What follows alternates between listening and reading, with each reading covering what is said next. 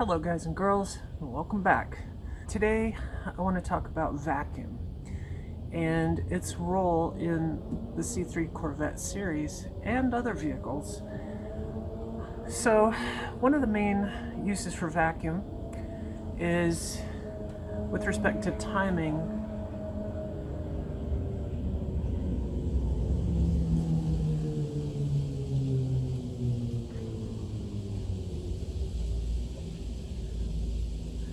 One of the primary uses for vacuum to control the distributor advancing the timing slightly. So the faster the engine is running and the differences in vacuum will affect the way the ignition is timed so that the engine runs properly at higher RPMs. Most vehicles really just only use vacuum for that purpose. However, GM decided that they were going to go ahead and use vacuum for a lot more than just that. I mean, vacuum is used throughout the carburetor, for example, but it's used right here on this vacuum actuator that controls the advance on the ignition. So, you know, you could probably get away with that being your only vacuum item. However, there are other uses for vacuum in this vehicle. This is also a vacuum source. This is coming from Manifold Vacuum right there. And that goes down, down to the turbohydromatic 350 transmission. And that has some use down there. Admittedly, I'm not exactly sure.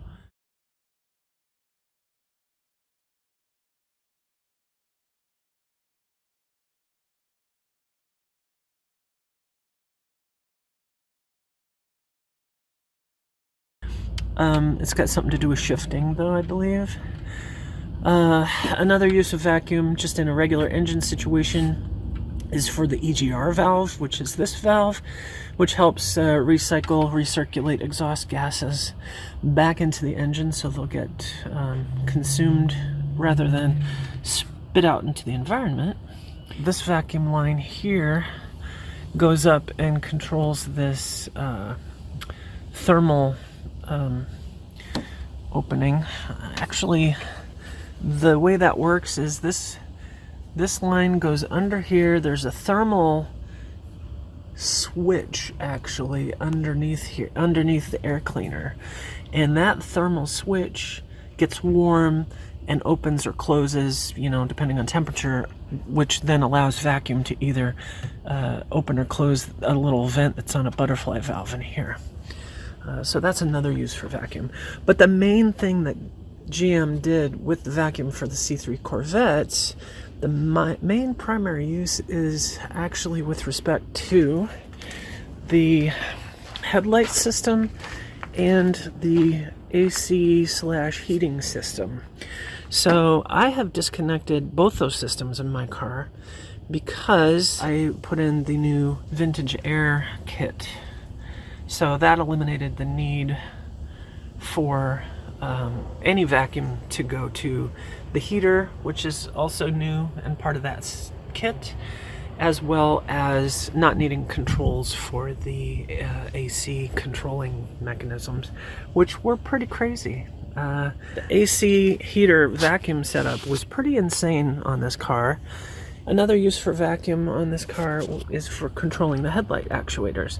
So the vacuum source would go from here to this manifold vacuum.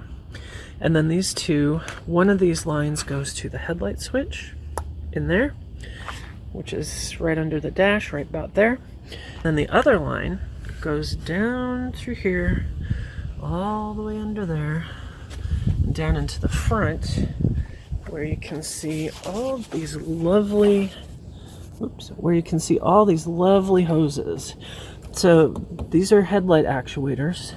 This is actually a large rubber diaphragm inside that moves in and out, and it moves an actuating arm that allows the headlight to open and close. And that is controlled by a myriad of things. We have this steel tube is actually the reservoir for vacuum. So if that develops a leak, you're kind of you're kind of screwed. As you can see, there are two hoses, this one and another one, coming in and out of it. There's a relay, a vacuum actuating relay here that is used to control these guys. So essentially what you have is when you fire up your car, vacuum will build up and it gets stored in this tube. So this tube has a vacuum in it, hopefully around the same amount of vacuum that's in your engine. And when you pull or push the vacuum switch controller for the headlights, that will activate this relay right here, this one, and then that will have the effect of then opening up these relays, or actuators I should say, sorry.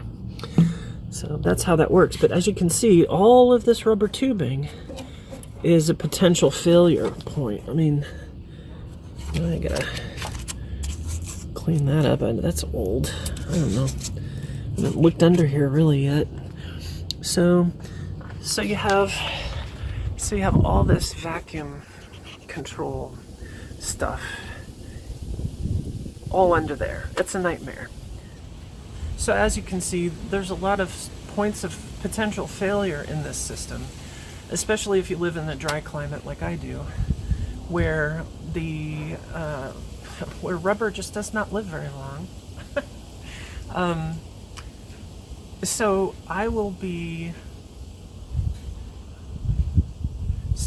today I just pulled the trigger and ordered the electric headlight conversion kit for this car. So it's not cheap. It's a lot of freaking money. But the headlight actuators are from a later model Corvette. They're customized and designed so that it's literally just plug and play. All you need to do is essentially just put the actuators in and mount the controller, and when you pull the switch for your headlights, that signal, that electrical energy going to power the headlights then is what actuates the actuators. If that makes sense. We'll get into that in much more detail when I get the actual actuators into my hands. I did order those today, Monday the 14th, so I know it's a bad time to be ordering stuff, plus it's the holiday season, so I don't expect that'll get here until a week or two from now, but that's fine. I have other things I do want to do to the car, but I did want to let you know that's coming up, so I'll be working on those, and I will do a full how-to video of how to deal with that. And I don't know what I'm going to do about this yet, but at some point I want to take off the hood, I don't know if I really need to put new seals around this or not. I probably won't. I would like to clean it up, paint it. There's a ton of overspray, it's just all oversprayed. So I'd like to do the underside nice black, but I'd really like to fix this thing, this here. It's probably original, I'm gonna guess. And I really would like to find a nice new one, or just, I don't know if I should take that off or not. What do you guys think? Do you think that these things really help with noise or anything like that? Does it help to keep any vibration down or anything? I don't think that it's necessary for insulating the interior of the engine bay, simply because here it gets hot anyway. So that's one thing. Another thing I'm going to start looking into doing, and I will fabricate on my own if I have some stuff, is I spotted on someone's car some really cool vent grills, basically. And I looked these up online, and for a couple of simple pieces of metal and some sort of bolting setup, I don't know how that's going to work, but I don't know what's up with that. But anyway, so that's something. Also gonna pull these out and restore them to nice new pristineness at some point, which will also likely include removing this whole mechanism off of the hood so that I can take that out and clean it, because this just looks like crap under here. I mean, the engine itself and everything looks so much better than it did before, but, you know, I took it to a car show this weekend, and, I mean, this looks so bad. I couldn't even open the hood. It was just such a mess. So anyway, that is what I wanted to talk to you guys about. Is coming up in the next couple of weeks here. We'll be doing some electrical headlight actuator conversions on the front end, which will be a lot of fun and exciting. I don't think you can probably notice it, but I have a little problem here as well. This little guy